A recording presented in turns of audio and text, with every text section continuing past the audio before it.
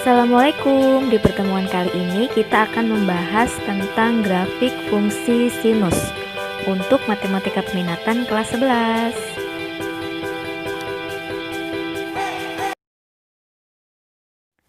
Oke, jadi ini adalah grafik fungsi Y sama dengan sin X.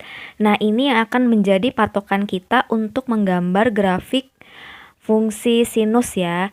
Nah, di sini grafik fungsi sinus itu intervalnya dari 0 derajat sampai 360 derajat. Bisa dilihat nilai maksimum 1 dan nilai minimumnya min 1. Dan nilai grafik fungsi sinus itu memiliki satu tanjakan dan satu turunan seperti yang kalian lihat.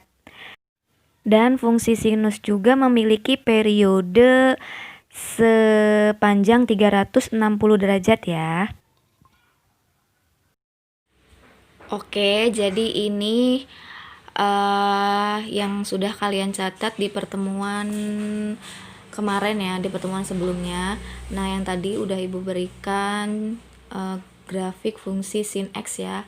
Nah, gimana kalau kita menemukan soal seperti Y sama dengan 3 sin 2X. Nah, ini adalah rumus umum dari sin X. Y sama dengan A dikali sin dikali K dikali X ditambah alfa. Jadi, soal yang ini kita rubah menjadi bentuk seperti rumus umum.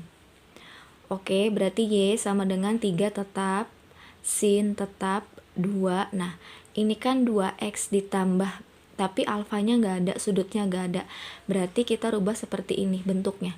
Ini kan nggak ada kurungnya, kita ubah menjadi ada kurungnya gitu. Berarti 2 dalam kurung 2 kali berapa yang hasilnya 2X. Otomatis X ya, 2 kali X ditambah di sini tidak ada sudut, berarti 2 kali berapa? Anggap aja ini 0, berarti 2 kali 0. Berarti di sini 0 derajat. Oke, di sini bentuknya sudah sama kayak rumus umum. Berarti di sini A-nya siapa? A-nya 3. K-nya siapa? K-nya 2. Posisinya sudah sama. Alfanya siapa? Alfanya 0 derajat. Oke, semoga sampai sini kalian paham ya, menentukan nilai A, nilai K, dan nilai alfa. Oke, yang pertama kita mencari nilai maksimum. Nilai maksimum itu rumusnya mutlak A. Mutlak itu artinya mau dia bernilai positif atau negatif, dia selalu positif. Mutlak A, berarti mutlak 3. Mutlak 3 ya, 3. Dia akan bernilai minimum. Nah, ini rumusnya negatif mutlak A, berarti negatif A-nya tadi 3. Mutlak 3 ya 3, sedangkan ini ada negatifnya, berarti negatif 3. Oke, beda halnya kalau di sininya negatif 3. Kalau negatif mutlak negatif 3 ya tetap saja 3. Mutlak di sininya negatif min 3. Mutlak min 3 kan 3, tetap aja di sininya min dikali 3 ya, min 3. Beda halnya kalau di sini positif 3, dia dimulainya gambarnya nanti ke atas. Tapi kalau min 3 dia dimulainya gambarnya nanti ke bawah.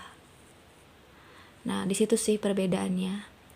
Oke, di sini kamu sudah bisa menentukan nilai maksimum dan minimum dari grafiknya.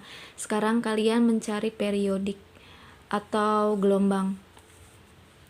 Berapa periodik yang akan kita gambar dalam satu grafik ini? Rumus mencari periodik itu rumusnya 360 dibagi K. K-nya di sini siapa? 2. Berarti 360 dibagi 2 sama dengan 180. Jadi dia akan membentuk satu gelombang sebesar atau sampai sepanjang 180. Berarti ini kelipatan 180. Dia akan membentuk satu tanjakan dan satu turunan sepanjang 180. Nah, Kak di sini kan 2, Bu. Apa ini maksudnya selain untuk mencari periodik? Nah, di sini juga dia akan mengetahui dia akan berapa periode, berapa tanjakan dan berapa turunan, berapa kali. Nah, sebanyak 2 kali otomatis. Karena rumus sin itu kan rumusnya satu tanjakan dan satu turunan. Kalau di sininya 2, berarti dia akan ada 2 tanjakan dan 2 turunan. Beda halnya kalau di sininya 3, ya otomatis tanjakannya juga ada 3, turunannya juga 3. Jadi periodik seperti itu ya.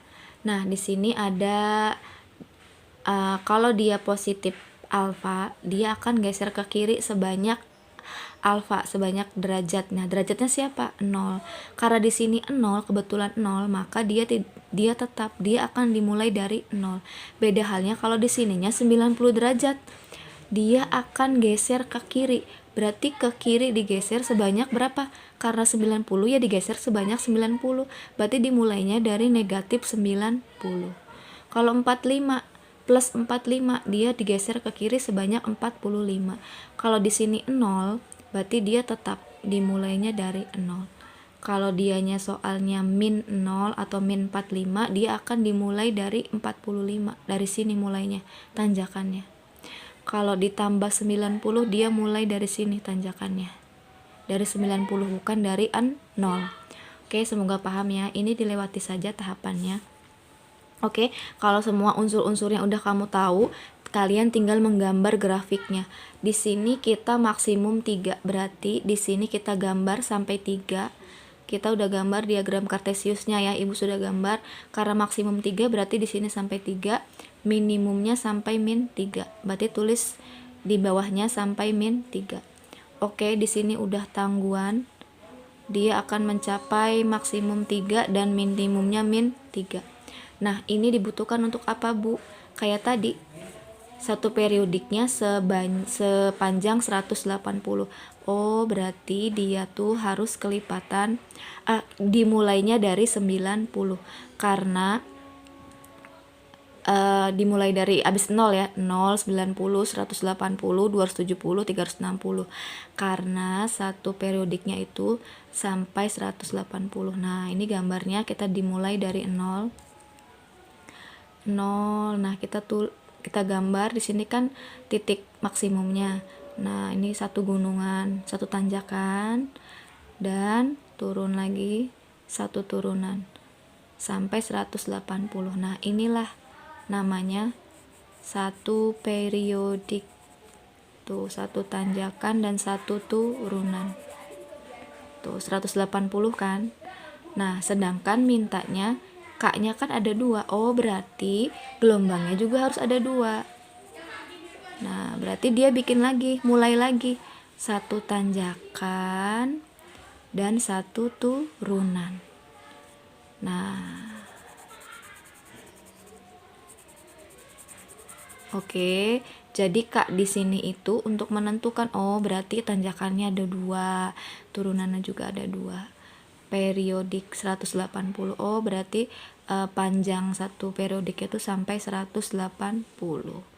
Ini juga kan dari 180 sampai 360 kan panjangnya berarti 180. Oke, semoga kalian paham ya sampai sini.